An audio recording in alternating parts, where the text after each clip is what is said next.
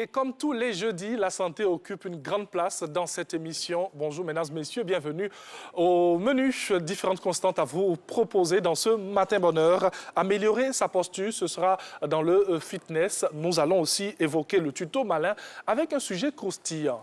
Confection du bouquet d'une mariée et des œillets et l'impact du sucre sur l'organisme. Ce sera dans la bonne assiette en compagnie du docteur Anvo. Et nous allons bien sûr terminer avec la santé. Et vous saurez tout aujourd'hui sur le circuit d'une poche de produits sanguins. On en parlera et ce jusqu'à 8 h. Installez-vous bien au chaud devant votre poste téléviseur. On est là pour vous servir. Allez, on démarre avec la couleur du temps et le premier point de l'actualité.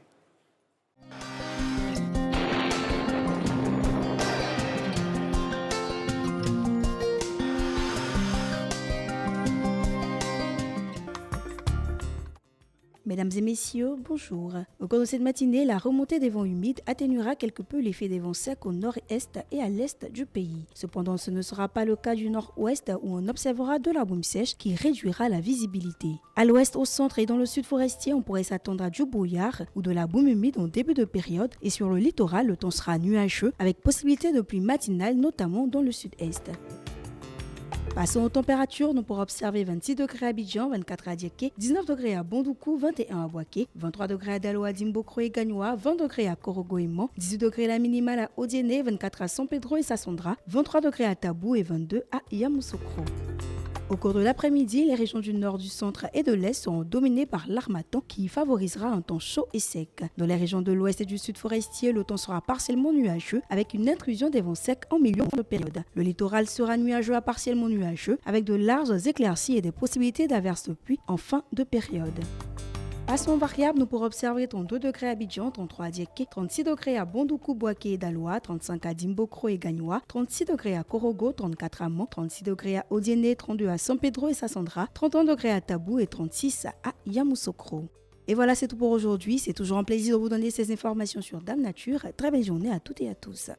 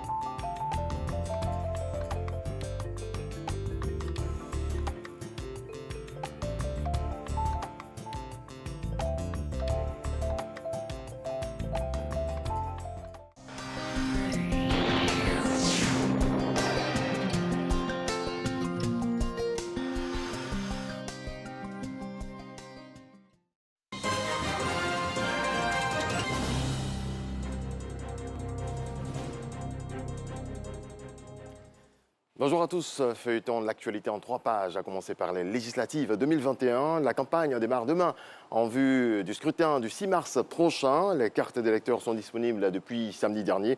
Quelle est l'ambiance dans les commissions électorales locales? Laure Goriti et Alexis Ouedraogo se sont rendus dans quelques centres. Regardons. Depuis le 20 février, la commission électorale indépendante a repris la redistribution des cartes d'électeurs dans les commissions électorales locales. À Cocody, Palmeraie, il est 11 h. Les agents n'ont pas encore enregistré de retrait. La distribution a commencé depuis le samedi, mais il n'y a pas d'engouement pour le moment. Voilà. Mais généralement, c'est dans les derniers jours que les gens se bousculent pour venir chercher les cartes. Donc on espère que les jours prochains, les gens viendront pour retirer les cartes. À Djamé, même constat qu'à la Palmeraie. Selon un responsable, les populations ont déjà retiré leurs cartes d'électeurs. Cap sur Yopougon. Ici, l'opération enregistre une bonne mobilisation des électeurs qui disent avoir l'accord de leur parti politique. Les partis disent de ne pas aller prendre les cartes. Bon, on a eu un peu peur. Bon, ici, rester dans ma coquille. Ouais, bon, comme les partis ont libéré la voie, bon, ils sont venus chez nos cartes pour voter nos députés. Dans la commune du Plateau, les électeurs arrivent timidement. Les commissaires en profitent pour faciliter les recherches. Comme c'est une cité administrative, hier par exemple, il n'y avait pratiquement pas de requérants. Mais aujourd'hui déjà, ça a commencé. Ça a commencé, je crois que ça va aller comme ça crescendo. Pour quelques personnes venues chercher leur carte, il faut patienter. Une situation qui arrive bien souvent quand l'électeur n'a pas les informations requises. On rencontre des difficultés parce qu'il y a certains qui viennent qui ne connaissent pas les bureaux de vote. Et ça nous met à chercher dans des différents bureaux de vote, donc ça nous prend assez de temps. Les cartes sont quand même quelque peu mélangées. On est obligé de les reclasser d'abord. On n'a pas eu assez de temps. On les reclasse et puis on essaie de faire avec, quoi. Bon. Contrairement à l'élection présidentielle où les cartes étaient retirées dans les bureaux de vote, cette fois l'opération se déroule uniquement dans les commissions électorales locales. L'opération de retrait s'étendra jusqu'au 27 février prochain. Notons que le 6 mars, les électeurs pourront voter à partir de leur carte nationale d'identité ou encore retirer la carte d'électeur sur les lieux de vote. C'est un ouf de soulagement pour les populations d'Akodo Village. Leur centre de santé a reçu une ambulance médicalisée, un don de l'équipe municipale de la commune de Cocody. Walter Amadou Ouattara.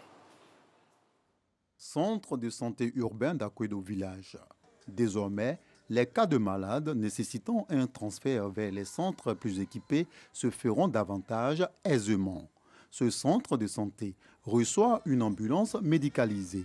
C'est un don de la mairie de Cocody. Le personnel est un personnel motivé.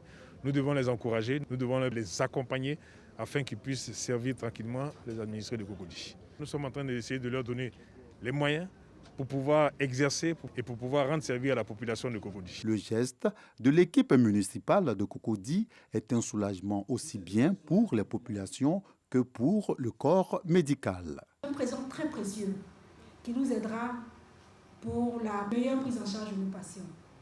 Nous avons des cas de femmes à évacuer sur l'hôpital général ou le CHU de Cocody. Nous avons des cas de malades dont la prise en charge dépasse les capacités. L'établissement sanitaire de premier contact que nous sommes. Monsieur le maire, nous voulons vous dire merci. Afin de s'imprégner des conditions de travail des agents du centre de santé, le maire Jean-Marc Yassé a effectué une visite des lieux. Cette visite laisse entrevoir d'autres appuis pour le bien-être des populations. La Côte d'Ivoire continue de chercher du soutien pour Jacques Anouma, candidat à la présidence de la CAF, Confédération africaine de football. Le ministre de la Ville, François Amichia, a été reçu à cet effet par le président du Bénin, Mamadou Kouassi. L'offensive diplomatique pour la victoire de Jacques Bernard Anouma à la prochaine élection de la CAF se poursuit. Au palais de la Marine à Cotonou, le ministre François Albert Amichia a signifié au président Patrice Talon le vœu du chef de l'État ivoirien, Alassane Ouattara, de bénéficier de son soutien pour la victoire du candidat ivoirien. Une démarche bien appréciée par le président du Bénin qui a rassuré son hôte du soutien de son pays pour la victoire de Jacques Bernard Anouma le 12 mars prochain à Rabat au Maroc. L'Afrique de l'Ouest espère conquérir la présidence de cette grande institution du football africain et espère aller de manière unie. Et nous connaissons tous la passion du président Patrice Talon pour le football, sa connaissance du milieu du football africain. Son aîné, le président Alassane Ouattara, nous a dépêchés auprès de lui pour prendre des conseils et ses recommandations afin que l'Afrique de l'Ouest parte solidaire, unie à cette élection. Je dois affirmer que j'ai été agréablement surpris par la connaissance du monde du football par le président Patrice Talon. Il nous a développé la politique qu'il est en train de mettre en œuvre ici et il nous a fait part de recommandations que nous allons traduire à notre ministre des Sports, à notre Premier ministre et au président Alassane Ouattara afin que le 12 mars soit une date historique pour le football ouest-africain. Avant cette étape, le ministre François Albert Amichia a sillonné différentes capitales de la sous-région pour porter le message du président de la République, Alassane Ouattara. La recherche du consensus autour d'une candidature sous-régionale fait partie des propositions de la délégation ivoirienne. Point final, retour de l'actualité à 7h. Et on sera avec vous, bien sûr, à 7h pour poursuivre cette émission, hein, Dieu voulant.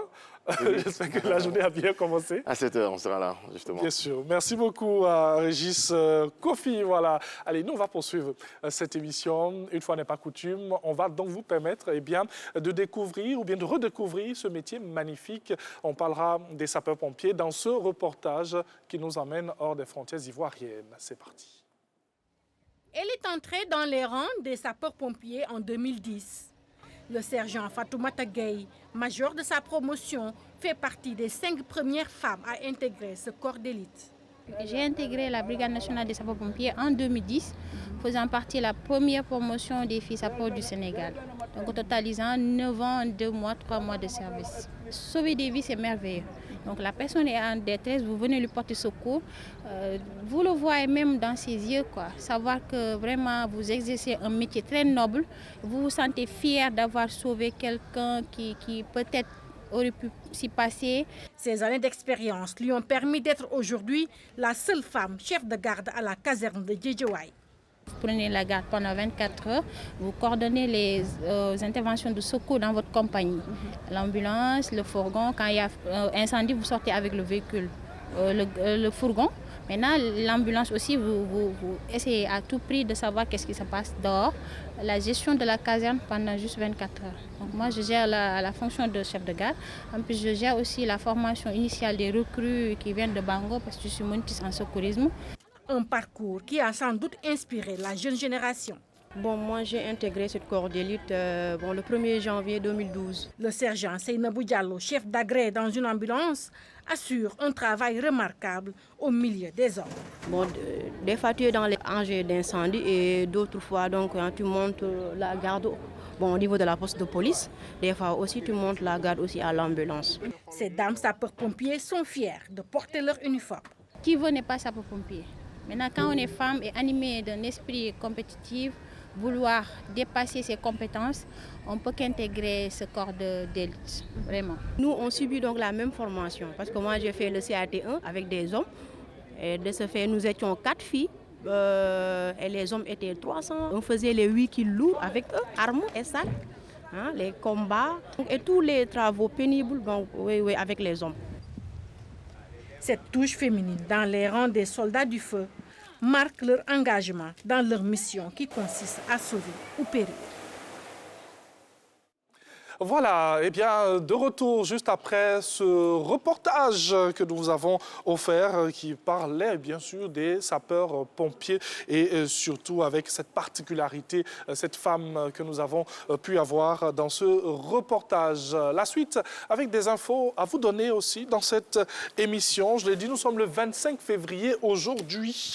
Nous allons à Madagascar, magnifique pays, immense île située du côté sud-est de notre continent. Si vous avez une fille, vous pouvez tout simplement l'appeler Saondra, qui veut dire fleur d'Aloès.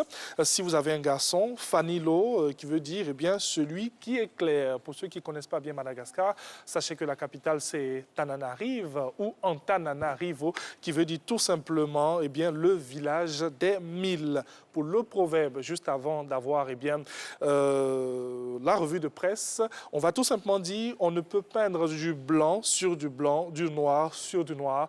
Chacun a besoin de l'autre pour se révéler, un peu comme la chemise de Samara que j'ai portée aujourd'hui. Allez, la suite avec la revue de presse.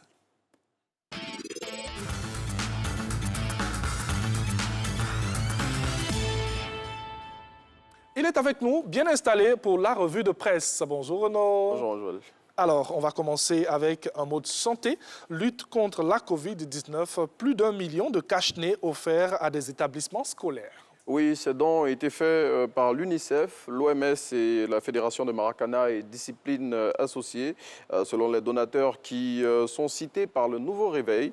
L'objectif pour eux est de soutenir les actions du gouvernement ivoirien dans la lutte contre la pandémie, surtout en ce moment où la recrudescence des cas de contamination fait planer sur l'école ivoirienne la menace de mesures restrictives. Plus de précisions dans le Nouveau Réveil. Et procès de Laurent Gbagbo et Charles Blé Goudé devant la CPI. Une décision est attendue d'ici le 31 mars 2021. Oui, la Cour pénale internationale a jusqu'au 31 mars 2021 pour décider si elle donne une suite favorable ou non à l'appel introduit par sa procureure sortante Fatou Bensouda après l'acquittement le 15 janvier 2019 de l'ex-président de la République et son dernier ministre de la Jeunesse. Pour mieux comprendre les enjeux du nouvel épisode de ce feuilleton judiciaire, il faut lire l'Inter de ce jour. Et pendant que ce feuilleton, comme vous le dites, continue d'égrener ces épisodes, les partisans de Laurent Gbagbo se préparent prépare à son retour en Côte d'Ivoire. Tout à fait. Ceux-ci se sont réunis hier pour annoncer les dernières dispositions pratiques arrêtées pour le retour de leur héros. Et au cours de cette rencontre, à Soadou, le secrétaire général du FPI Tendance, Laurent Gbagbo, a annoncé la date supposée du retour de Laurent Gbagbo en terre ivoirienne. Plus de précisions dans l'Inter. Et les législatives du 6 mars prochain, on en parle maintenant, le Conseil national des droits de l'homme et de la Chambre des rois prônent la non-violence. Oui, du 17 au 23 février 2021, le CNDH et la Chambre nationale des rois et chefs traditionnels ont initié une campagne de sensibilisation dans plusieurs villes du pays afin d'inviter les populations au respect des droits de l'homme et des libertés en période électorale. Au terme de cette activité, les deux structures ont produit un communiqué dont le Patriote a reçu copie. Et dans cette note, le CNDH et la Chambre des rois souligne la nécessité de tenir le scrutin à venir dans un climat apaisé et dans le respect des droits humains.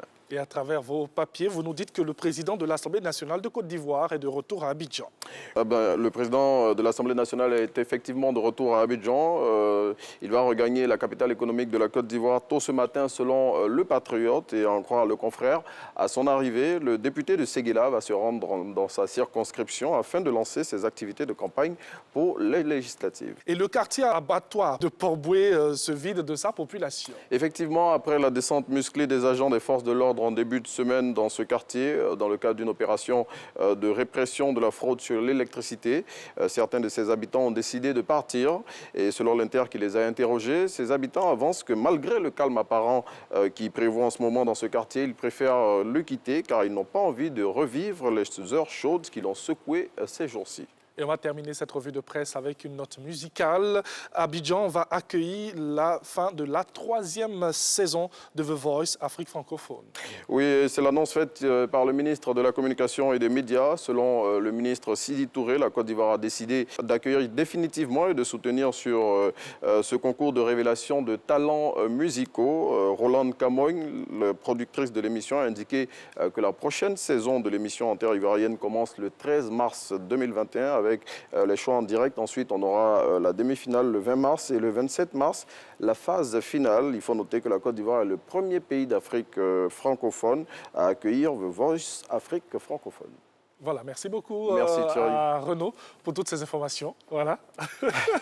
Et puis, un peu au pas de course. Voilà. Pourquoi pas inciter les jeunes qui aiment bien la musique aussi, oui, à s'inscrire pour participer à ce concours. regarder, c'est vrai que c'est une fin de saison. Donc on regarde d'abord cette fin de saison. Oui, et puis on se prépare pour la saison à venir. On souhaite que cette émission reste à Abidjan, pourquoi pas. C'est ce que le ministre de la Communication et des Médias a indiqué d'ailleurs. Le concours sera définitivement logé en Côte d'Ivoire. Parce que la Côte d'Ivoire va le soutenir financièrement. La productrice elle a indiqué qu'elle était à court de moyens pour pouvoir poursuivre l'aventure et le gouvernement ivoirien a décidé de l'accompagner.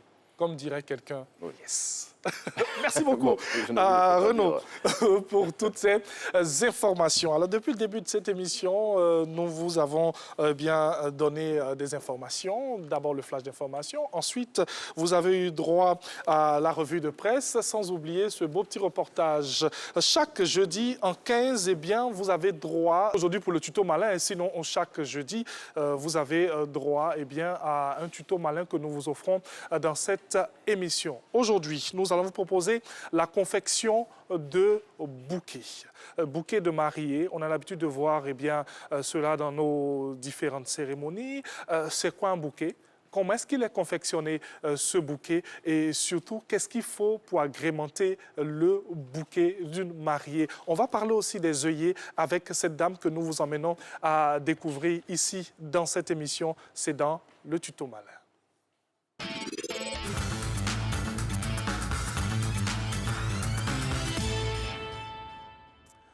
Eh bien, nous sommes avec vous. Bonjour Vanessa. Bonjour Thierry. Comment ça va? Ça va. Alors aujourd'hui, confection de bouquet d'une mariée. Oui. Vous allez nous dire un peu déjà le bouquet, qu'est-ce qu'il représente dans un mariage, comment est-ce qu'il est confectionné, qu'est-ce que nous avons à l'intérieur du bouquet et tout. Alors déjà, dites-nous, le bouquet, qu'est-ce que ça signifie? Le bouquet est un élément très important. Oui. Donc, il fait partie des accessoires de la mariée. Oui. Et pour cela, il faut choisir d'abord la forme du bouquet, parce qu'on a plusieurs formes. Oui. On a le bouquet classique, le bouquet rond, on a le bouquet en cascade, on a le bouquet simple, on a le petit bouquet, on a le bouquet en boule. Donc, on a plusieurs formes. Oui. Il faut aussi choisir selon les couleurs. Les couleurs. Et faire l'agencement... selon les couleurs du mariage. Oui. Voilà. Et aussi selon les plantes même, les fleurs qui vont rentrer dans la composition des centres de table. Oui. Donc, c'est un tout, en fait. Le bouquet de la mariée, c'est un tout, en fait. C'est pas quelque chose de très simple qu'on pourrait choisir. Non. C'est très, très important pour la mariée. Alors, comment il est confectionné, ce bouquet? Ben, aujourd'hui, vous allez m'aider. Oui. À confectionner un bouquet rond, qui est le bouquet le plus classique. Oui. Voilà, facile à faire. Donc, pour ce faire, nous avons besoin de roses naturelles. On peut le faire en bouquet artificiel, mais là, on a des roses naturelles. On a du bolduc, pour ça, pistolet à colle. On a un ruban en couleur rose poudrée, de couleur rose poudrée. Et on a des petits bijoux comme ça. Voilà, pour la déco. OK. Ça, c'est au choix, hein, ces bijoux. C'est au choix. Parce que c'est pas tout le monde. On peut avoir des perles. C'est au choix. OK. Au choix. D'accord. Donc, on va commencer par l'assemblage des roses.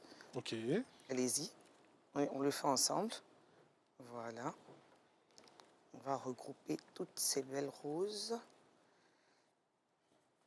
C'est délicat de manipuler les roses naturelles. Donc, pour ce faire, elles doivent être bien fraîches. Elles doivent être fraîches.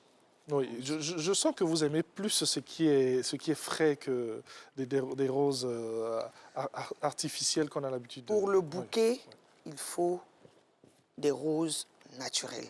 Il faut que les fleurs qui rentrent dans la confection du bouquet soient naturelles. C'est très important. Voilà. On a aussi des gens qui... Attention. Attention. Très délicat. On a aussi des gens qui sont allergiques aux roses naturelles. Donc, pour tout ça, il va falloir... Pour la décoratrice, oui. Connaître un peu... Voilà. Voilà. Il faut faire attention parce que... L'assemblage soit rond et parfait. OK. Ouais, parce qu'on parle de... Là, on parle de bouquet rond.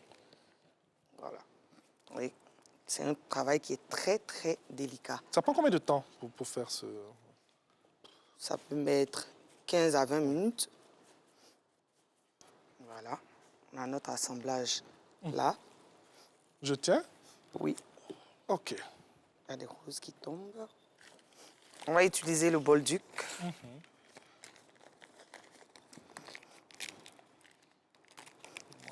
Le bolduc, c'est bien, c'est ce papier assez particulier là, Voilà. qui nous permet d'embellir. Celui-là est plus épais, OK. donc ça va tenir, parce qu'il faut que ça tienne. Voilà. C'est au choix ou bien il faut forcément prendre quelque chose d'épais? Ben, oui, il faut prendre quelque chose d'épais pour que ça puisse bien contenir. Vous voyez que les roses elles sont très faibles. Épais, oui. Donc ça part vite. Ça nous permet d'avoir quand même voilà. une certaine esthétique voilà. pour le bouquet. Voilà. Je pense que si je fais bien, après, je vais me jeter dans la commercialisation de bouquets. Pourquoi pas? Je vais venir concurrencer le marché avec vous. Ah. Attendez, je vous aide. Voilà. Pas de souci. OK, là, on fait quoi? On va l'attacher, déjà. Vous pouvez m'aider? J'attrape. À le maintenir. Oui. OK. On va tourner comme ça pour qu'on puisse voir ce que vous êtes en train de faire, ce nœud. Voilà. Il faut que ça tienne bien.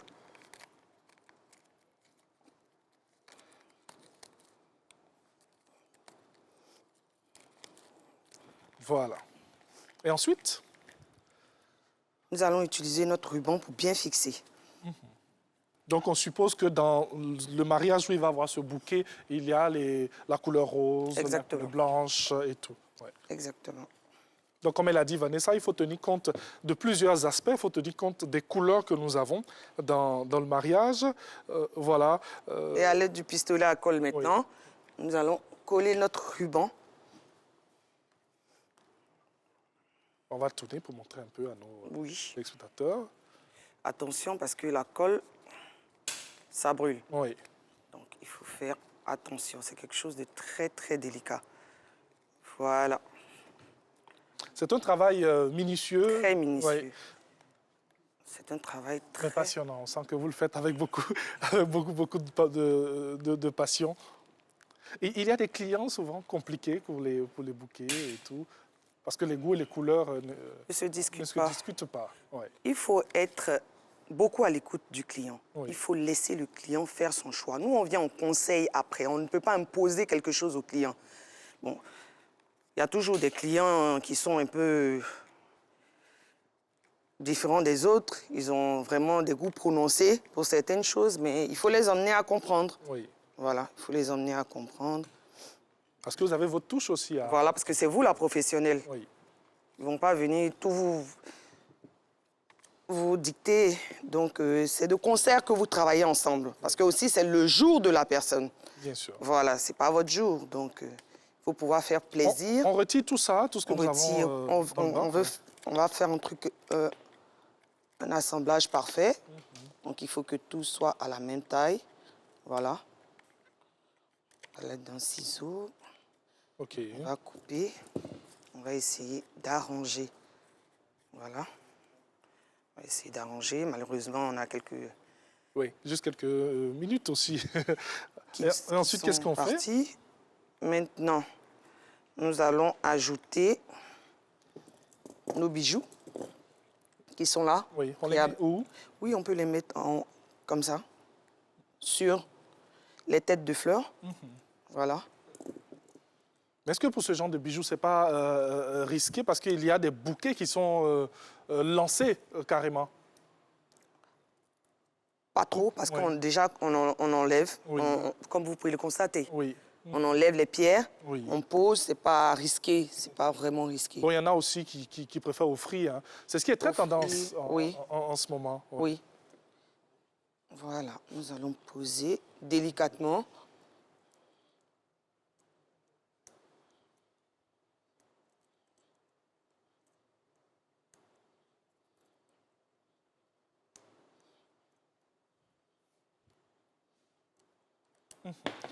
Je peux vous aider, hein, si c'est ça va. Assez compliqué à le faire. Donc, on regarde notre bouquet, voilà, avec des pierres que nous allons... monter. Oui. Délicatement. On peut en mettre combien comme ça? On peut en mettre, il ne faut pas abuser, on peut en mettre 5, 6. Et aussi mettre des perles aussi qui font très tendance, très jolies. On peut même après saupoudrer avec... des petits confettis, voilà, dorés. Ça fait très joli. Ça fait très joli. Comme pour dire que voilà, une confection de bouquet, c'est pas un hasard, voilà. C'est toute une technique qu'il faudrait. C'est toute une technique. Là, on va un peu vite parce que bon, c'est le direct. Oui, on n'a pas trop le temps. On n'a pas trop le temps, exactement. Mais il faut... Sinon, on allait prendre plusieurs heures pour bien faire cela. Et tout. Mais déjà, c'est beau ce que nous avons là. Je sais que les téléspectateurs certainement apprécient. J'espère qu'ils vont adorer aussi. Chez eux à la maison.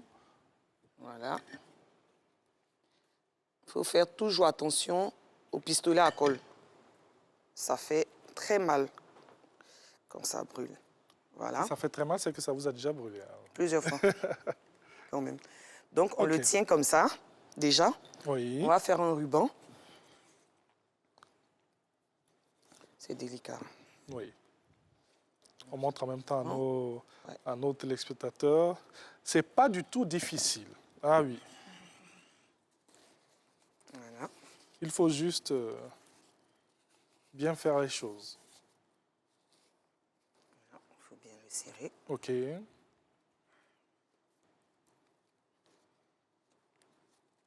Aujourd'hui, dans Matin Bonheur, dans Tuto Malin, et bien, confection du bouquet de la mariée.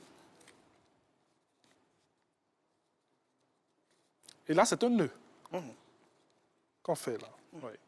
À la base, on fait un nœud préfabriqué, déjà qui est là pour le truc, mais j'ai voulu faire un nœud en direct pour que nos téléspectateurs puissent voir un peu. Et on peut agrémenter là. Oui. C'est vrai qu'on en a de préfabriqués, on en a plusieurs, mais c'est aussi assez original de le faire à la main. Oui. Voilà, on va rajouter le strass ici, ouais. Comme ça, cette forme-là, je préfère. Voilà. Ok, on va montrer aux téléspectateurs. J'ajuste un peu. Voilà.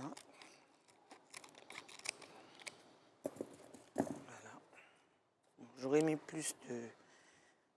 On peut en ajouter en tout cas. On peut en ajouter. Donc c'est un bouquet strassé et pailleté hein, que nous avons dans cette émission Tuto Malin. Voilà.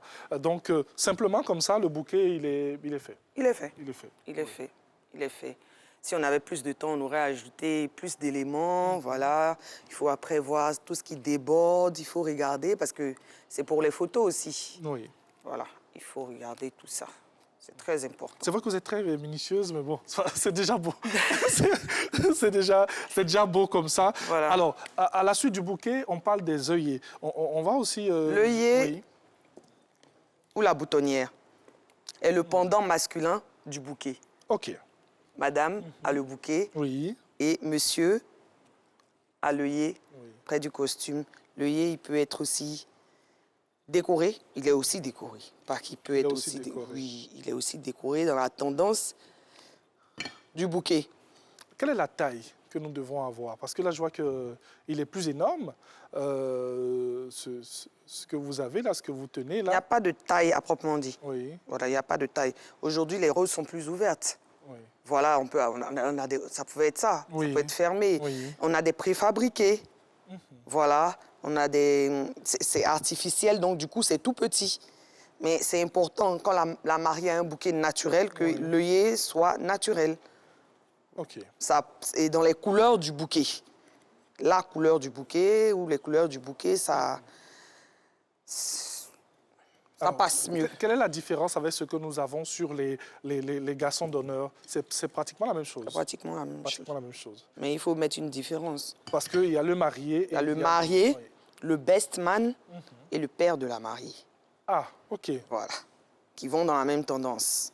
Après, il peut avoir des fleurs naturelles. Et pour montrer une différence, ceux du comité, les garçons d'honneur, ils peuvent avoir des fleurs artificielles. OK. Voilà. Et là, on met l'épingle. Bon, on n'a pas venu avec un épingle aujourd'hui. On met l'épingle et c'est bon là. Là, on peut rajouter du gypstophile à côté. Sur le costume, tranquille. Sur le costume, c'est parfait. Là, madame a son bouquet. Oui. Et monsieur aussi a son œillet. A son œillet, voilà. Voilà, comme ça. C'est vrai que je n'ai pas beaucoup d'attention des mariés. Parfait. Mais on ressemble plus ou moins à des mariés, voilà, dans cette rubrique Tuto Malin aujourd'hui. Confection du bouquet de la mariée et des œillets, comme vous voyez ici. Alors, merci déjà pour ce que vous venez de nous présenter. Merci à vous. On aura certainement recours encore à vous pour avoir des astuces et des conseils comme ça sur des petites choses qui nous entourent. On ne s'en rend pas compte, mais c'est très important. Et aussi, on peut en faire tranquillement à la maison. Allez, pour la suite du programme, vous aurez les informations dans quelques instants et nous allons vous proposer nos différents sujets dans la deuxième heure de Matin Bonheur. À tout de suite.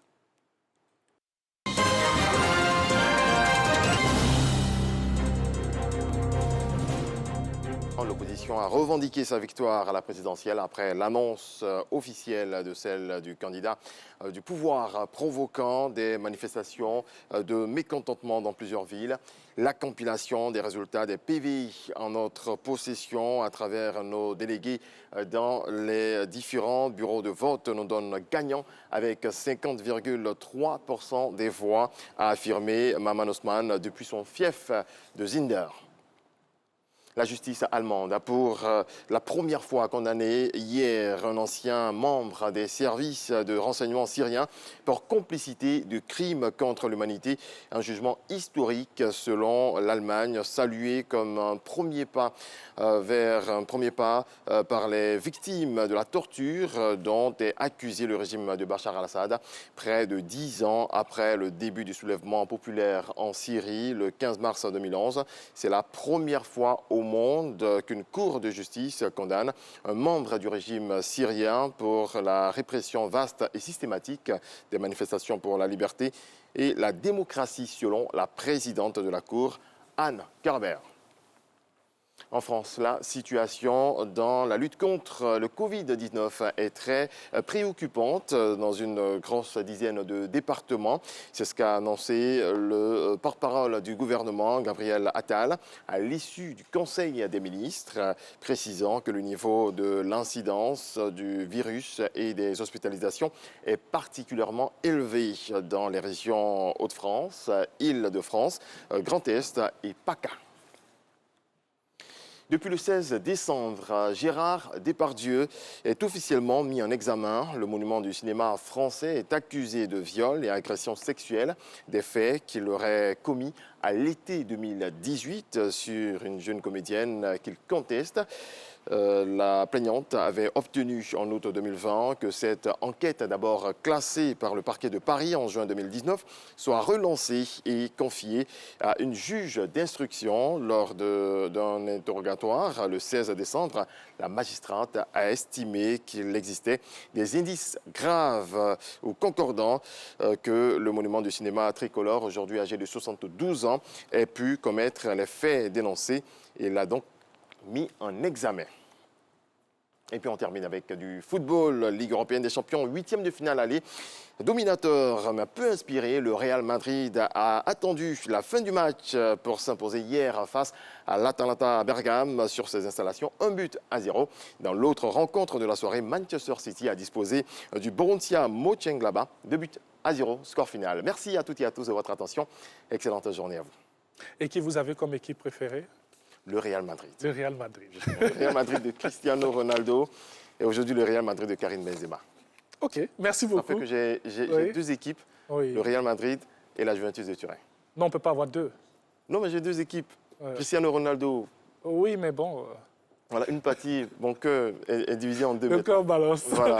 Merci beaucoup à Régis Kofi pour l'actualité. Eh bien, dans Matin Bonheur, Régis, qu'on va retrouver, ce sera la semaine prochaine parce que demain, nous serons en compagnie de Abdoulaye Kone, Mr. Friday, pour les différents points de l'actualité dans Matin Bonheur. Question, eh bien, aujourd'hui, qu'avons-nous dans la bonne assiette? Le docteur Envo nous dira.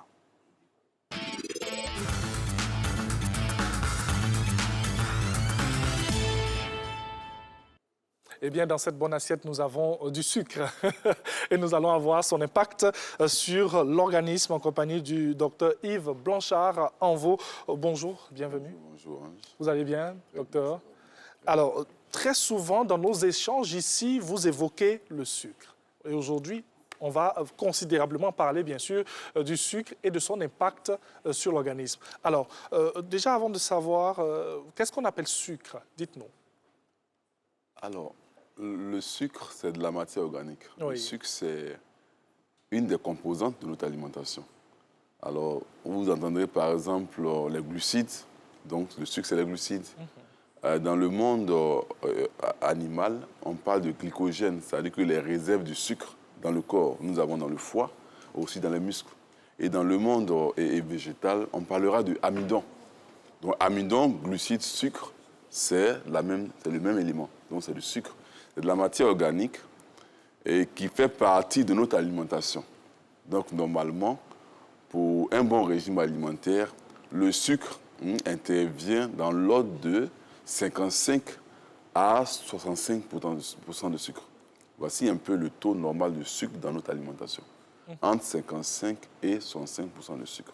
Alors, si on parle de sa création, eh bien, le sucre que nous avons à l'intérieur de notre corps, ce sont les aliments qui créent effectivement, les aliments que nous mangeons alors, contiennent du sucre. C'est-à-dire que, alors, comme j'ai dit, dans le monde végétal, c'est de l'amidon. Alors, on trouve l'amidon, par exemple, dans le riz, l'amidon dans le manioc, l'amidon dans l'igname, dans le taro, dans la pomme de terre. On trouve aussi souvent le sucre sous forme libre. Donc, du saccharose, bien, par exemple, du fructose, qu'on trouve, par exemple, dans les fruits. On trouve par exemple du sucre sous forme de lactose qu'on trouve par exemple dans le lait. On trouve par exemple du sucre, il y a beaucoup de sucre. Le sucre simple, le glucose que nous avons dans le sang, que nous dosons, c'est ce qu'on appelle la glycémie, le taux de sucre dans le sang. Donc nous avons naturellement du sucre dans notre sang, le glucose. dont le taux doit être entre 0,7 et 1,10 g dans le sucre, dans le sang. Donc ça, c'est le taux de sucre. C'est ce qu'on appelle la glycémie. Donc nous avons le sucre dans le sang sous forme libre, sous forme de glucose. Nous avons le sucre sous forme de glycogène, c'est-à-dire les sucres de réserve. Le corps le garde sous forme de réserve dans nos besoins. Où le corps va faire par exemple ce qu'on appelle une néoglycogénèse, c'est-à-dire qu'on va produire du sucre à partir de nos réserves de graisse ou bien de protéines. Mais nous avons déjà une réserve de sucre dans le foie et dans le muscle. Donc nous avons du sucre dans l'organisme sous forme de glycogène, du sucre dans le sang qu'on appelle la glycémie, dont le taux doit être entre 0,7 et 1,10. Alors au-delà de 1,10, on parle d'hyperglycémie, ou bien 1,26, on parle de tendance diabétique, etc. Mais nous avons aussi du sucre dans les aliments. Donc sucre simple, souvent il y a des aliments que nous mangeons, on dit ça contient des glucides ou bien de l'amidon. Les thèmes sucre, glucides et amidon, ça caractérise le sucre. Ça veut dire que 1 gramme de sucre fait 4 kilocalories. Donc que ce soit le sucre sucré, 1 gramme de saccharose, bien 1 gramme de glucose, bien 1 gramme de saccharose, 1 gramme de sucre fait 4 kilocalories. Qu'il soit sucré ou non, 1 gramme de sucre contient et fait 4 kilocalories. On trouve du sucre aussi dans la bière. Bien sûr, nous avons les sucreries que nous avons, donc on n'a pas besoin de le dire. Nous avons les sucreries qui ont un taux de sucre autour de souvent 14%. C'est-à-dire que lorsque vous prenez par exemple un verre de jus de fruits qui fait par exemple 14% de sucre, on peut dire que vous avez mangé près de 7 carreaux de sucre. Lorsque vous prenez un verre de jus de fruits. Voilà. Alors, déjà, merci pour toutes ces indications et surtout pour toutes ces numérotations, hein, parce que généralement, quand on part faire notre bilan de santé, on a très souvent ce que le médecin nous dit concernant la glycémie, concernant le cholestérol et tout. Alors, on va parler de l'impact même du sucre sur notre organisme. Nous consommons du sucre. Les conséquences sont certainement graves avec ces maladies que nous avons. Effectivement. Alors, le sucre agit différemment selon la technologie qui lui est appliquée. Je le dis, il agit différemment. D'abord, le sucre sous forme d'énergie. Donc, si on parle de sucre énergie, on dirait que le sucre produit 4 kilocalories. Donc, on utilise le sucre pour l'énergie. Bon, pour ceux qui ont une activité sportive importante, les sportifs, ou bien les dockers, ou bien les footballeurs, ou bien, par exemple, ceux qui ont une activité, bon, pas forcément du sport, mais une action mécanique plus importante, ces personnes-là dépensent du sucre et ces personnes brûlent le sucre. Mais lorsque, aujourd'hui, en comparant le monde d'aujourd'hui avec le monde d'avant, on voit qu'on a une diminution de la dépense énergétique. La preuve, si vous, en son temps, vous habitez par exemple à la Riviera, en son temps, vous aurez dû marcher pour venir au travail. En son temps. En son temps. En son temps. Bien sûr, en son temps. Donc, la marche, pendant la marche, vous dépensez l'énergie. Vous brûlez les calories. Vous brûlez le sucre sous forme de calories, comme du carburant. Mais aujourd'hui, on a remarqué qu'il y a une diminution de la dépense énergétique. Donc, c'est-à-dire que... On ne fait plus trop de sport. Dans ce cas, ne faisons plus rentrer assez d'énergie. Voilà, donc c'est l'excès d'énergie. L'excès de sucre ne sera pas utilisé, alors c'est cet excès-là qui sera déposé dans notre sang sous forme de, quand vous faites un bilan, vous allez voir sous forme de triglycérides. C'est-à-dire qu'il y a un excès d'énergie. Par exemple, on dit qu'on doit avoir une alimentation autour de 55 à 65% de sucre, mais il y a des gens qui font un repas à 80% de sucre. Voilà. Lorsque vous allez manger, un jeune homme va manger un repas de la teke gab avec, il n'a pas assez de moyens, il paye juste un petit poisson. Lorsqu'on fait le rapport, le ratio, on a un repas qui, normalement, qui devait être entre 55% et 65%, un truc de 80% de sucre. Donc, il y a un excès de sucre. Et cet excès-là, vous avez vu, durant, par exemple, le temps de Covid, où on ne sortait pratiquement pas, on a eu beaucoup de cas de stéatose hépatique, c'est-à-dire que beaucoup de cas de graisse dans le sang. C'est la réserve, c'est-à-dire que nous avons tellement mangé d'énergie sous forme de sucre que le corps, comme on n'arrivait plus à les dépenser, alors le corps l'a déposé dans le foie sous forme de gras. Donc, on parle du foie gras, une stéatose hépatique. Donc, on a déposé plus d'énergie que nous n'en dépensions. Voici un peu un exemple. Alors, parlant des aliments qui procurent assez de sucre dans notre organisme, vous avez évoqué l'amidon, vous avez évoqué le riz, là vous avez parlé d'attiéké, de poisson et tout. Alors, quels sont les autres aliments que nous consommons, sans le savoir même peut-être, hein, qui font que nous emmagasinons assez de sucre? Aujourd'hui, on ne fait pas trop de sport. Ouais. Alors, j'accuse beaucoup le riz. nous mangeons beaucoup de riz. Nous mangeons, c'est vrai, c'est notre aliment de base. Oui. Mais selon notre âge, selon notre activité physique, bien selon par exemple notre état physiologique, nous devons réduire notre consommation. C'est parce qu'on trouve le sucre dans le riz, on trouve le sucre dans la tiéké. Certaines personnes diront par exemple que moi je ne mange pas le riz, que moi je mange plus de la tiéké. La tiéké contient de l'amidon. L'igname contient de l'amidon. La pomme de terre, même le pain contient du sucre. Le pain contient pas de 45% de sucre. Donc on trouve du sucre presque partout. À nous maintenant de savoir modérer la consommation de sucre. Je prends un exemple. Un jour, à midi, le cuisinier m'a fait un repas que je vous présente. À l'entrée, il m'a fait une entrée de pommes de terre. Bien chic, intéressant, la pomme de terre avec une mayonnaise, bien. Oui. Et le plat de midi, il m'a fait un plat de tchèp.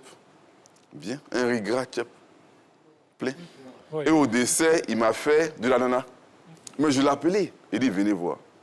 À midi, à l'entrée, sucre. Le plat principal, sucre. Le dessert, sucre. Mais alors, où je vais avec ce sucre? Voici un peu souvent l'intérêt de mes interventions. Il faudra qu'on arrive à détecter les aliments qui sont riches en sucre et les modérer. Parce que le sucre se prend un peu presque partout. Imaginez que je prenais par exemple l'entrée de pommes de terre, sucre. Le plat principal, sucre. Les desserts, sucre. C'est-à-dire que je me gave de sucre. Et alors, je prends la voiture et puis je bouge sans même pouvoir dépenser l'énergie. Parce que maintenant, on ne mange pratiquement plus. Et généralement, quand on finit, on dit, monsieur, vous voulez un café? Encore du sucre. Mais quand on finit encore dessert, on prend encore un jus de fruits, encore du sucre. Oui. Alors, faisons attention au sucre. Faisons attention au sucre. Vous avez évoqué tout à l'heure sucre et énergie. Parlons du sucre et du diabète. Donc, on dit à la maison, chez moi, si je prends du sucre comme ça, je consomme, je vais avoir le diabète. Et pourtant, il y a des attitudes et des habitudes que nous avons et bien, qui nous permettent d'emmagasiner assez de sucre. Effectivement. Effectivement. Alors, je le dis. D'où la provenance du diabète. Alors, moi, je vais vous donner quelques chiffres. En 1980, il y avait 108 millions de diabétiques dans le monde. Aujourd'hui, la tendance de 2025, on passe de 108 millions en 1980. Aujourd'hui, on tend vers 600 millions de diabétiques dans le monde. Je vous voyez, si depuis j'insiste sur voici des valeurs qui font peur. On passe de 108 millions en 1980. Aujourd'hui, on tend vers 600 millions de diabétiques dans le monde entier.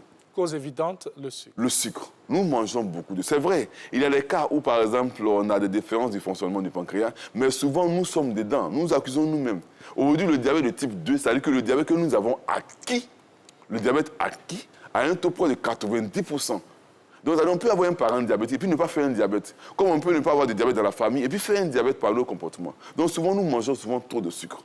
Nous mangeons trop de sucre. Donc, le sucre entraîne un diabète, une consommation excessive de sucre. Alors, on prend le sucre à tout moment. Et je le dis ici, vous voulez prendre des fruits, pourquoi est-ce que vous avez le matin à midi, à 15h pour manger des fruits? Pourquoi forcément attendre le soir où nous n'allons plus dépenser l'énergie? Généralement, le soir, nous sommes à la maison, nous regardons la télévision, nous allons nous coucher. Pourquoi attendre le soir pour prendre, par exemple, une bouillie de riz? Le soir, pour se jeter dans un faux régime, je mange un fruit parce que c'est léger pour se coucher. Le soir, bon, je vais prendre un thé sucré. Bon, le soir, je ne mange pas, je prends un yaourt sans sucre. Tous les produits laitiers contiennent du sucre, à part par exemple le fromage, mais tout ce qui est yaourt comme lait contient du sucre. Quand on dit le lait, le yaourt sans sucre, ça contient du sucre. Pourquoi forcément attendre le soir et prendre du sucre, sachant que nous n'allons pas dépenser l'énergie?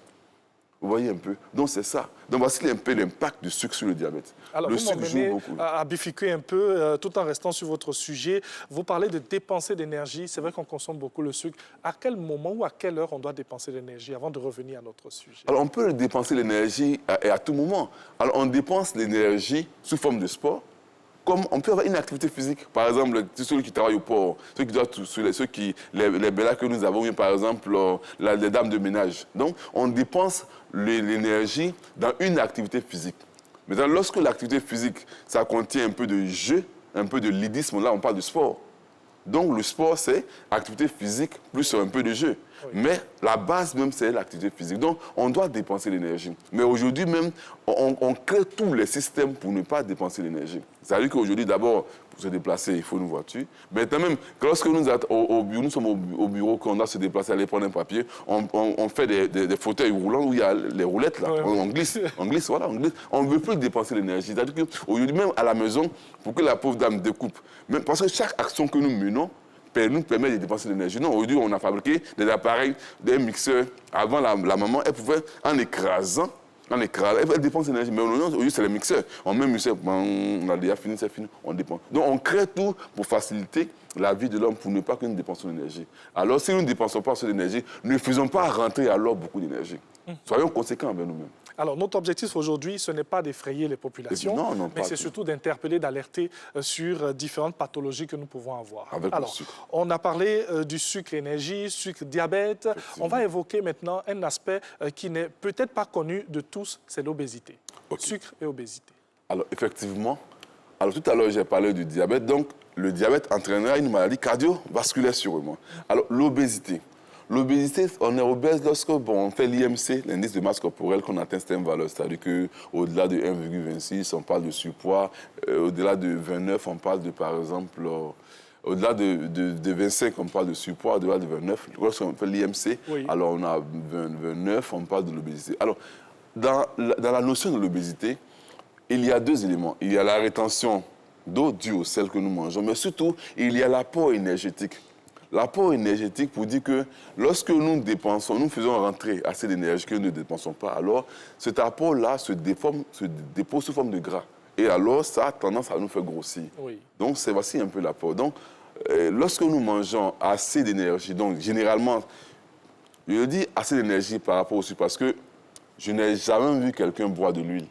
Il y a 3 macromolécules que nous mangeons généralement. Il y a les huiles, il y a les protéines, donc poisson, viande, etc., et le sucre. Alors moi, je n'ai jamais vu quelqu'un boire de l'huile dans un verre. Donc souvent, dans notre cas d'obésité, n'accusons pas l'huile, n'accusons pas trop le gras. Je n'ai jamais vu quelqu'un manger à lui seul un gros mouton, ou bien un gros poulet lui seul, c'est rare. Donc ça veut dire que, alors n'accusons pas trop les protéines, accusons alors l'énergie du sucre. Donc souvent, nous mangeons beaucoup de sucre. Il y a des gens, le matin, ils mangent un plat de spaghettis. Sachant qu'après, il va prendre une voiture, il ne va pas marcher par le travail. À midi, il fait un bon repas encore lourd. Le soir encore, il fait un repas encore lourd. Alors je me demande où on ira avec toute cette énergie-là. Et on dit que c'est pour avoir de la force. La force. C'est pour avoir de l'énergie. L'énergie, c'est pour le soir, on prend l'énergie, c'est pour aller. Alors, docteur, on va rester sur l'obésité. Et puis, on part dans nos familles, parce qu'il y a tellement d'exemples. L'obésité aussi, il n'y a pas de diabète. Après, il est terminé par maladie cardiovasculaire. L'obésité aussi est un risque de maladie cardiovasculaire. Donc, les deux sont des risques de maladie cardiovasculaire. On dit souvent, c'est dans la famille. On est tous en forme, on est tous gros, c'est dans la famille, c'est dans nos gènes. Alors, cette thèse, moi, je contredis. Je ne vais pas avec cette aversion.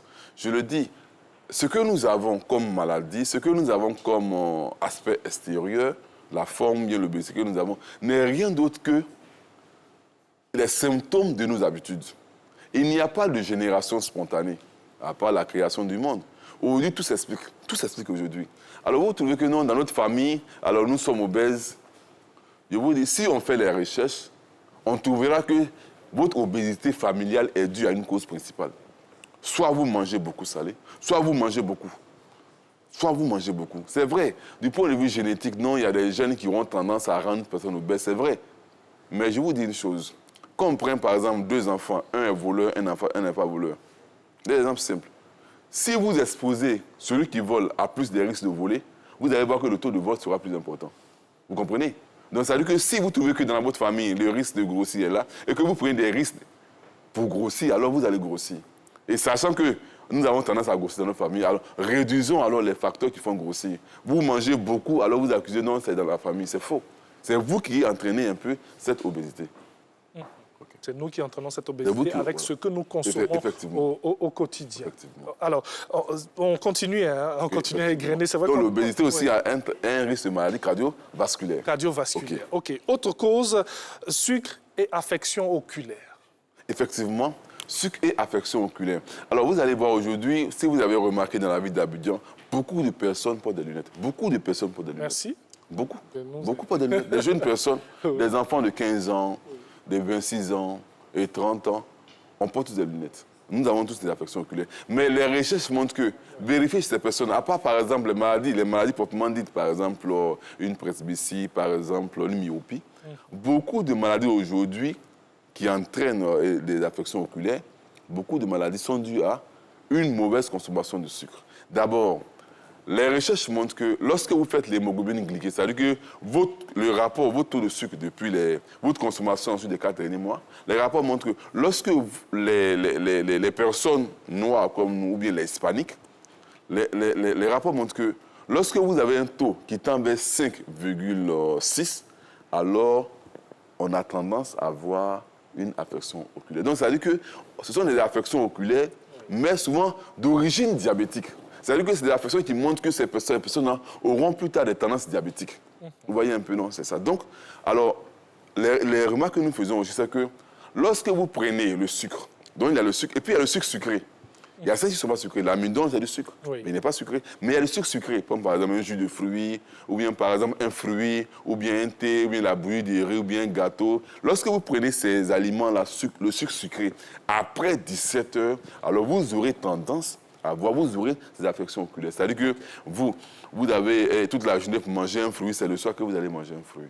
Vous pouvez prendre un yaourt le matin ou bien à midi. Vous, c'est le soir que vous attendez pour prendre un sucre sucré. Donc, lorsque vous prenez un sucre sucré, la conséquence majeure, vous allez sentir que votre vue est en train de baisser. Vous allez avoir tout ce qui est affection oculaire. Et c'est un peu ça.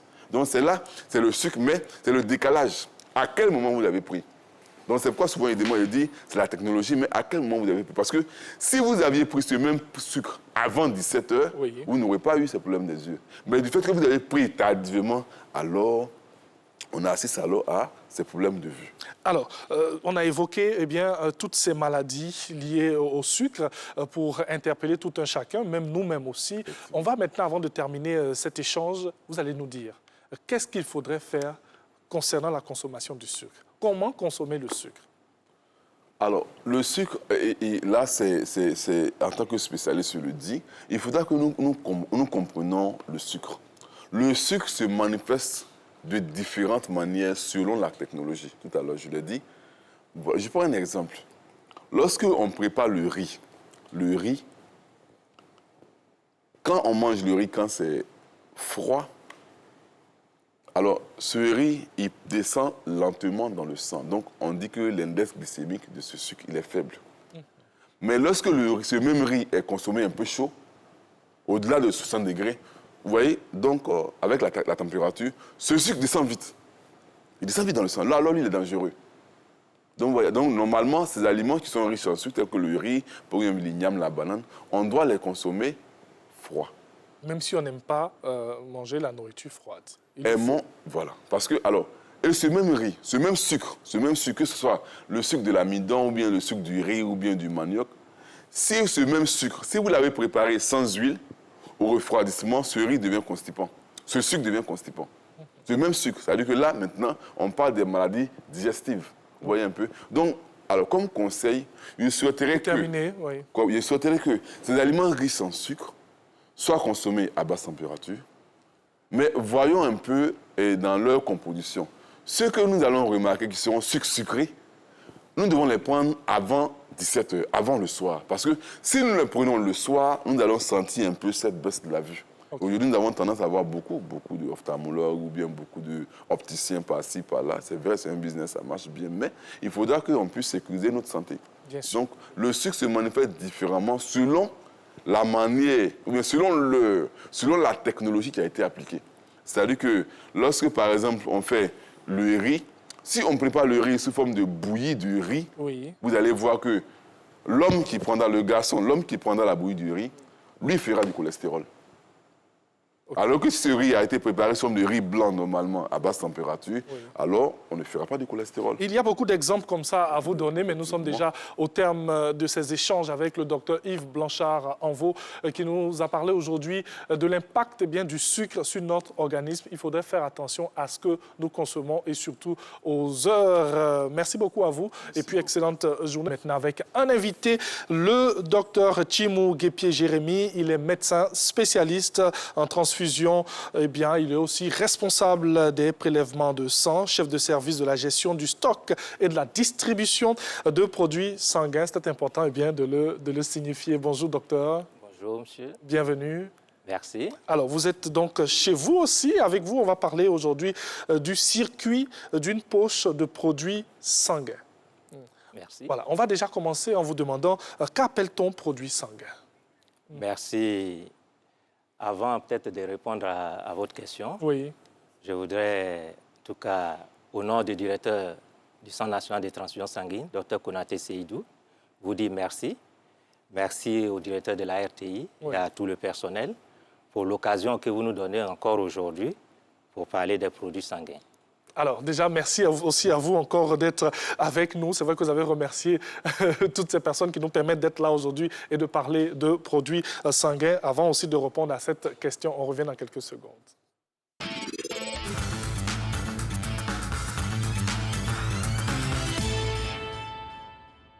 De retour donc, qu'est-ce qu'on appelle le produit sanguin?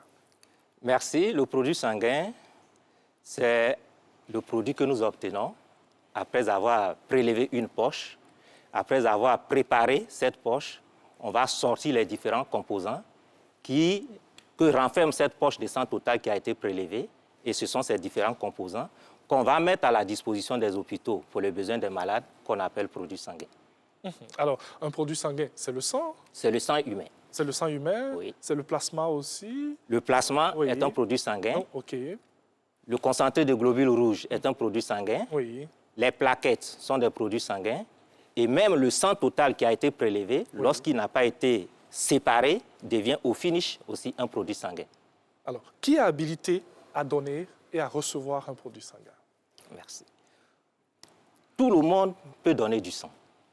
Tous ceux qui sont apparemment en bonne santé peuvent donner du sang. Et pour les bénéficiaires, ce sont des malades. Et les malades sont nombreux. Nous avons par exemple des patients qui souffrent d'insuffisance rénale, qui ont besoin de sang pour leur séance de dialyse. Nous avons par exemple les enfants qui sont en pédiatrie et qui sont anémiés. Ils ont besoin de produits sanguins pour corriger leur anémie. Nous avons les accidentés de la voie publique qui ont aussi besoin de sang. Nous avons dans nos maternités, nos mamans et nos sœurs qui vont accoucher et après l'accouchement, qui font des hémorragies, ont besoin aussi de sang. Donc, en résumé, tous les malades qui ont un déficit en produits sanguins ont besoin de sang pour corriger ces déficits. On va commencer par le prélèvement. Oui. Comment se fait le prélèvement? Le prélèvement est organisé de deux manières. Oui. C'est-à-dire, nous pouvons faire ces prélèvements sur nos sites fixes. Nous avons des sites de transfusion qui sont localisés dans les différentes régions. Donc, dans ces endroits, on peut réaliser les prélèvements. Oui. Nous pouvons aller aussi dans les différentes localités où il n'y a pas de centre de transfusion avec nos équipes mobiles pour réaliser les prélèvements. Et quand un donneur arrive, on prélève au maximum 450 millilitres. Voilà le minimum. volume. Non, au maximum 450 millilitres. C'est ce qui est prélevé. Et il faut que ce donneur pèse au moins 50 kg pour qu'on puisse avoir les 450 millilitres. Parce que nous prélevons entre 9 et 10 millilitres par kilo. Okay. Et lorsque le prélèvement est fait, ce prélèvement va être accompagné de tubes. C'est-à-dire on prélève la poche. Oui. Ensuite, on prélève 2 tubes si c'est un donneur régulier, ou bien 3 tubes si c'est un nouveau donneur. Et les tubes ont des couleurs différentes. Tube rouge, tube violet. Le lien entre les tubes et la poche, c'est un numéro identifiant qu'on appelle numéro code à barre, qui est unique pour ces 3 éléments. Donc, une fois le prélèvement est terminé, les tubes et les poches vont emprunter des chemins différents. Les tubes vont aller au laboratoire pour une série d'analyses. Oui. Et la poche va aller dans un autre service qu'on appelle le service de préparation des produits sanguins. Mais au moment où le laboratoire fait ses analyses, les services de préparation des produits sanguins aussi préparent les différents composants sanguins. Est-ce que vous comprenez? Oui. Et lorsque le laboratoire a fini de valider les résultats, il transmet une fiche d'interface au service de préparation pour leur dire que la collecte que vous avez réalisée dans telle localité à telle date, les résultats ont été validés. Donc, vous pouvez maintenant procéder à l'étiquetage de ces poches-là si ces poches ont été déjà préparées. Donc, une fois que le laboratoire a donné le feu vert, le service de préparation va étiqueter les poches. Et l'étiquetage va consister en réalité à faire un tri entre les poches conformes et les poches non conformes. C'est-à-dire les poches non conformes, c'est des poches qui contiennent des marqueurs biologiques positifs. Donc ces poches-là ne doivent pas être distribuées. On les distribue à l'incinérateur et ces poches seront incinérées. Et c'est les poches conformes qui vont revenir au service de la distribution. Pour plus de compréhension, quand vous parlez de poches conformes... C'est les poches qui ne contiennent pas d'anomalies. D'anomalies, pas de maladie. Pas de maladie. Voilà. Okay. Donc c'est une bonne poche. Et ce sont ces poches-là qui vont arriver au niveau de la distribution.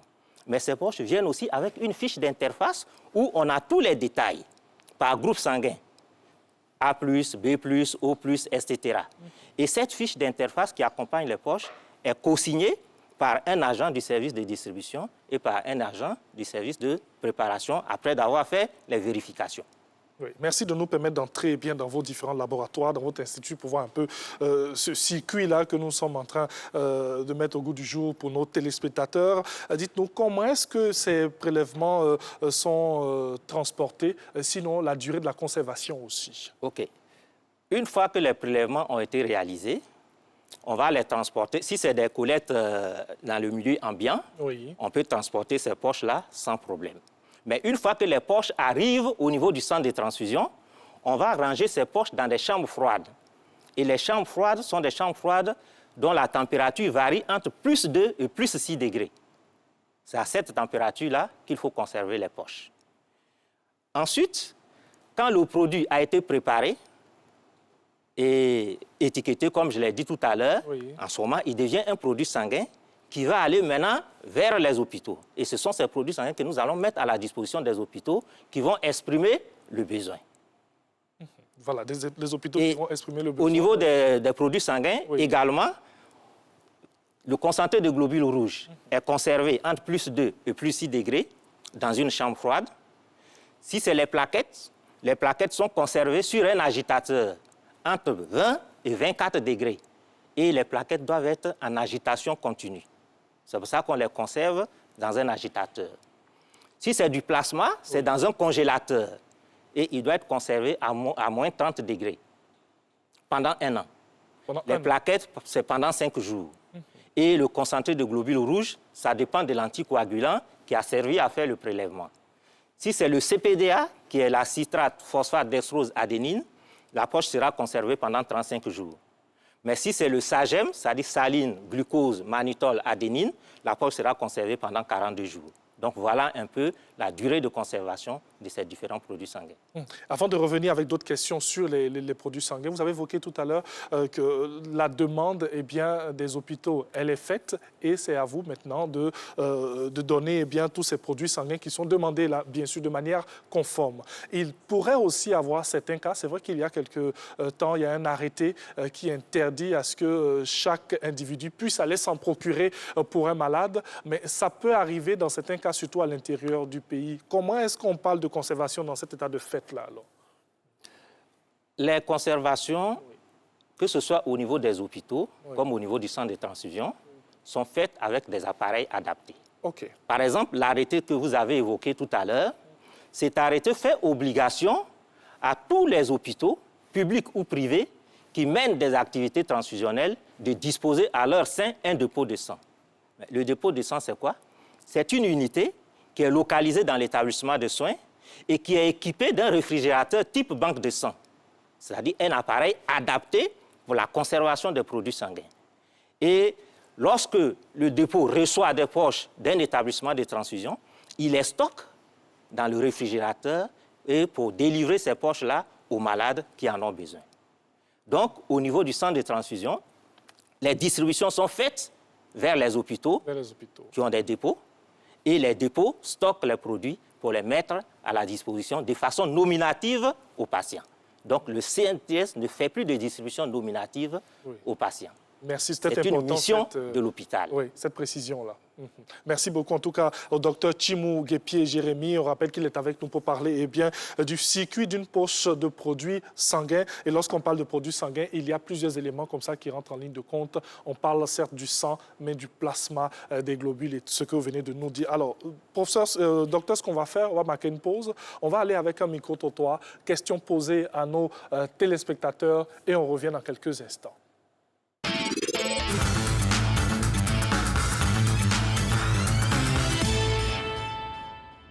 C'est en 2017.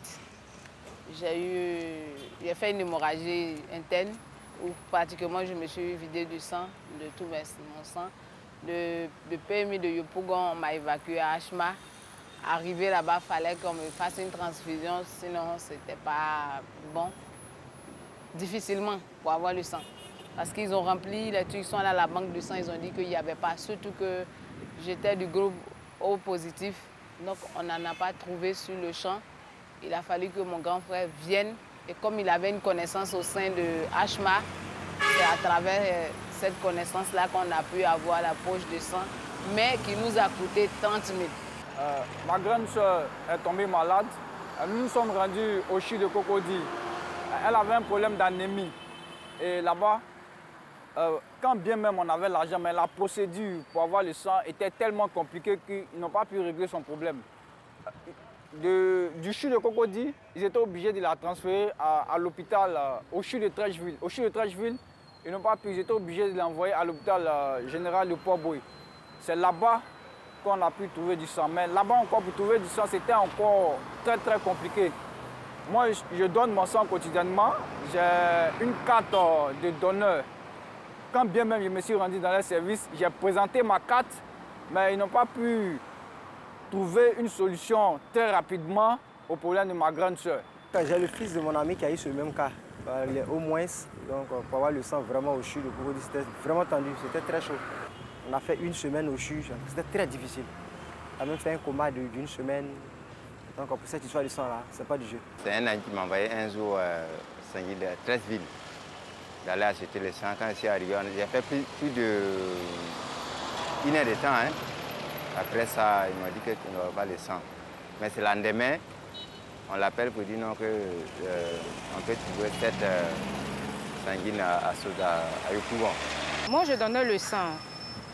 Donc, ils m'ont dit comme ça que oui, quand tu donnes le sang, comme ça, si ton parent ou bien toi-même, je ne sais pas, tu as besoin de sang, tu peux avoir accès à le sang facilement. Mais c'était tout le contraire. Mon cousin était malade, il avait besoin de sang. Mais j'ai présenté ma carte pour avoir le sang, c'était tout un problème. On me disait non, le sang, il n'y a pas sang, ils vont faire venir le sang, on n'a qu'à patienter.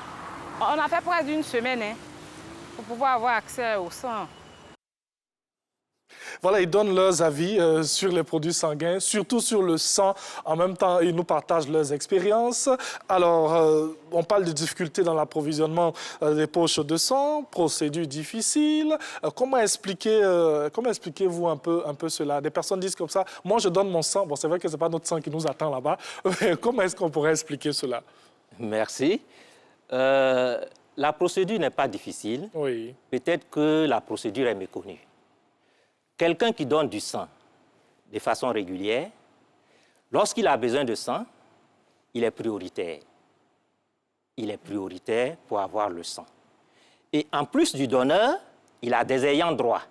Ces ayants droit, c'est son père et sa mère, son épouse ou bien son époux, si c'est une dame, et les enfants du donneur qui ont moins de 18 ans. Parce que n'oubliez pas que le don de sang, c'est à partir de 18 ans. Donc, lorsque l'enfant atteint 18 ans, on suppose qu'il a atteint la majorité pour pouvoir faire le don de sang. Donc, toutes ces personnes que je viens de citer ont droit gratuitement au sang lorsqu'ils sont dans le besoin. Mais peut-être que les gens n'ont pas l'information, mais pour les ayants droit du donneur, il faut que je le précise aussi, il faut apporter la preuve que c'est un ayant droit. Si c'est par exemple le père ou la mère, on va demander votre pièce d'identité pour pouvoir vérifier les noms des parents. Si c'est un enfant, on va demander le carnet de naissance ou bien une photocopie de l'extrait. Et c'est souvent ces preuves-là qui font défaut. Maintenant, il y a une dame qui a dit son cousin. Mais vous voyez que ceux que j'ai cités, le cousin n'est pas dedans. Oui. Donc, il y a aussi beaucoup d'incompréhension. Il y a beaucoup d'incompréhension. Vous dites les incompréhensions. Permettez-moi d'aller un peu plus en profondeur sans pour autant vous poser une colle. Alors, pourquoi est-ce que généralement le sang manque? Pourquoi le sang manque? Le sang manque parce qu'on n'a pas assez de donneurs. Aujourd'hui, si je prends la population ivoirienne, si elle est estimée à 25 millions, ça veut dire que nous devons prélever au moins 250 000 poches pour pouvoir répondre aux besoins de cette population. Il y a plein de campagnes qui se font dans les entreprises et tout, ce n'est pas suffisant? Il y a plein de campagnes, mais il y a encore beaucoup de gens qui sont réticents vis-à-vis du don de sang, pour peut-être des raisons qui leur sont propres. Sinon, les campagnes se font, mais quand vous arrivez sur le terrain, il y a des gens qui désistent. Oui. Il y a des gens qui désistent. Nous avons des associations d'organisation du don de sang qui viennent nous solliciter, qui disent, bon, nous avons peut-être 500 personnes qui veulent donner du sang, mais le jour de l'opération, lorsque nous arrivons, sur les 500 personnes prévues, peut-être c'est 100 ou bien 200. Donc, c'est pour dire que les gens n'ont pas encore adhéré pleinement au don de sang. Si on a beaucoup de donneurs et si on a des donneurs réguliers, on pourra satisfaire aux besoins de façon permanente. Actuellement, la période que nous traversons, il n'y a pas de problème parce qu'actuellement, nous avons beaucoup de sang parce que nous sommes en train de mener une opération avec une entreprise de la place et que cette entreprise, lorsqu'elle commence des opérations de don de sang, c'est toutes les antennes de cette entreprise qui sont mobilisées pour nous donner du sang. Et ce qui fait qu'on arrive à satisfaire normalement aux besoins qui sont formulés par les hôpitaux. Est-ce que peut-être l'individu se reproche quelque chose et tout pour ne pas peut-être donner son sang? C'est ça qui va être le frein? Oui, il y a des gens qui vous disent qu'ils ont peur des piqûres. Quand ils voient l'aiguille, ils ne peuvent pas supporter. Il y a des gens aussi qui vous diront qu'ils ne veulent pas donner du sang parce qu'ils n'ont pas envie de savoir son statut. Oui. Parce que quand on prend le sang est analysé. Bien sûr. Et quelqu'un qui n'a pas envie de savoir est-ce qu'il a le VIH ou pas, bon, mais il va s'abstenir de donner du sang. Donc, il y a vraiment plusieurs raisons qui font que les gens sont encore réticents au don de sang. À votre niveau, lorsque ce sang est non conforme, qu'est-ce que vous faites? Lorsque le sang est non conforme, oui, je l'ai dit tout à l'heure, ce sang est distribué à l'incinérateur. Oui. Parce qu'il ne faut pas laisser cette poche-là traîner. Pour l'individu? Pour l'individu, oui, on a un centre de suivi des donneurs qui prend en charge ces personnes-là. Donc, on leur demande, après le don, de passer sur le site et lorsqu'ils viennent, on leur donne de façon confidentielle le résultat. Parce que le résultat du donneur, c'est pour le donneur, ce n'est pas pour quelqu'un d'autre. Bien sûr. Et lorsque vous avez le résultat, s'il y a une anomalie, le centre de suivi des donneurs fait la prise en charge. Revenons à nos produits sanguins, encore une fois, et surtout à ce système de distribution. Est-il sécurisé, ce système de distribution? Le système de distribution est sécurisé. En tout cas, au niveau du Centre national de transfusion sanguine. Oui. Tout ce que nous sortons comme produit sanguin est tracé dans notre logiciel médico-technique qui est le Progesa. Aujourd'hui, lorsque vous retrouvez une poche et que vous nous communiquez le numéro, nous, on va vous dire quel est le jour, l'heure et l'établissement à qui ce produit a été destiné. Donc, au niveau du Centre national de transfusion sanguine, on n'a pas de problème. Quand le produit arrive dans les hôpitaux, on leur demande aussi de tracer tout ce qu'ils font. Ce qui n'est pas toujours le cas. Un produit qui a été destiné à un établissement X peut se retrouver dans un établissement Y. Et c'est à ce niveau-là que nous avons des soucis. Sinon, au niveau du Centre national de transfusion sanguine, le circuit de distribution est sécurisé et bien maîtrisé. Alors, dans notre micro-trottoir tout à l'heure, un centre hospitalier a été évoqué tout en disant qu'il n'y avait pratiquement pas de sang, même il n'y avait pas de sang. Qu'est-ce que vous faites à votre niveau lorsqu'il y a, par exemple, une rupture de produits sanguins ou même de sang dans un hôpital, par exemple? Lorsque un hôpital est en rupture de produits sanguins, oui, je pense que la première des choses, c'est que le gestionnaire ou bien le responsable du dépôt doit s'adresser au niveau du Centre national de transfusion sanguine via le service de distribution. Mais ce n'est pas toujours le cas. Oui. Si celui qui est chargé de la gestion des produits sanguins ne remonte pas l'information vers le centre de transfusion, nous ne saurons pas que cet établissement est en rupture de produits sanguins. C'est vrai qu'il y a des établissements que nous servons de façon systématique chaque jour, comme les CHU, qui sont nos hôpitaux de référence. Mais pour les autres hôpitaux, s'il y a un manque, il faut que le gestionnaire ou le responsable fasse remonter l'information vers nous pour que, au cas où le produit est disponible, on puisse le mettre à la disposition de l'établissement très rapidement. À travers tout ce que vous êtes en train de nous dire, on comprend aisément que la procédure, eh bien, elle est très simple. Oui. Et c'est un circuit simple et sécurisé. Bien sûr. Alors, donc on va rassurer encore les populations. C'est pour ça que nous sommes là. Oui. Alors, allons-y. Oui. Je voudrais dire à la population... Avant de terminer, oui. Quand vous avez un problème de sang, dans une structure hospitalière, il y a un dépôt au sein de cet hôpital. Il faut aller vers le dépôt et déposer votre demande de produits sanguins. Normalement, ce n'est même pas le parent de malade qui doit le faire. L'arrêté dont on a parlé tout à l'heure dit même qu'il est interdit de remettre le bon de sang aux parents de malade. Donc, c'est le service qui abrite le malade par le biais d'un agent de ces services que le bon doit aller au dépôt. Lorsque le dépôt a le dépôt va aussi faire un bon de commande et l'adresser, ce bon de commande-là, au service de distribution du Centre national de transfusion sanguine.